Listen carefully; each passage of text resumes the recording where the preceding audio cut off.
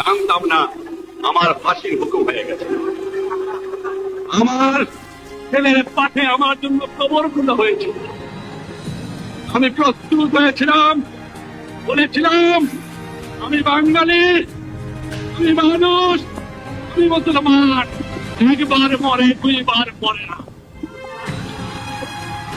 আমি বলেছিলাম আমার আমি হাসতে হাসতে যাবো, আমার বাঙালি জাতকে অপমান করে যাব না, তোমাদের কাছে ক্ষমা চাইব না।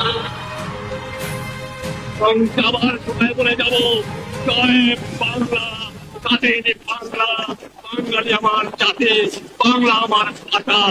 কে আছে বাঙালি তার সমতুল্য, ইতিহাস এক